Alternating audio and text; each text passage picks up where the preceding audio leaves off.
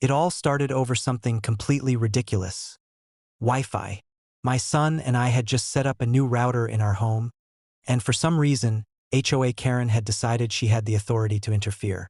She sent a furious letter claiming that interference with neighborhood networks was a violation of some HOA bylaw. I laughed when I read it. Our property was completely outside her jurisdiction, but Karen never lets facts get in the way of her tantrums. A few days later, my son noticed the Wi-Fi acting strangely. Devices kept disconnecting, speeds dropped to a crawl, and it became nearly impossible to stream anything. That's when we realized someone was actually trying to tamper with our network. It wasn't just an annoyance, it was harassment. I was ready to call the authorities, but my son, a tech genius even at 14, had a better idea. He spent the evening monitoring our network, tracing the interference, and discovered that Karen's SUV, parked suspiciously near our fence, was acting as the source of the signal jamming. She had actually invested in some shady equipment to try and disrupt our Wi-Fi. Instead of going straight to the cops, my son devised a plan. He reprogrammed our router with a clever trap. Any device attempting to interfere with our signal would trigger a notification and a harmless but very annoying redirect that made her SUV's onboard Wi-Fi blink constantly and play a looping siren sound. Basically, Karen's own SUV became the most inconvenient car on the block. The next day, Karen drove up, clearly smug, thinking she could disable our network again. As soon as she tried, her own car started honking a continuous alarm from the router's trap. Lights flashing, sirens blaring, and her phone buzzing endlessly with alerts about network interference. She jumped out of the SUV, panicking, slapping buttons and trying to silence it, but every attempt made the alerts worse. Neighbors came out to see what was happening.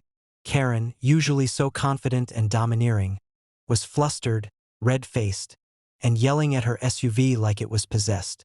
My son, sitting on the porch with a satisfied grin, explained calmly to me, "Looks like the HOA president just got a taste of her own medicine.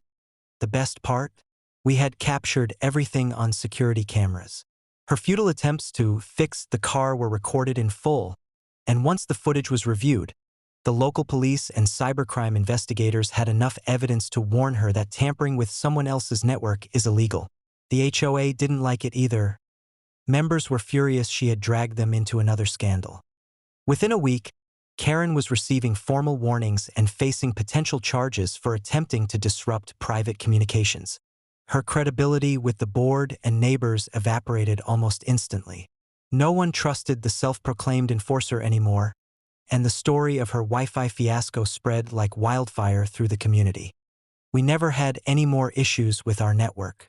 My son became a local legend for his quick thinking, clever trap, and flawless execution.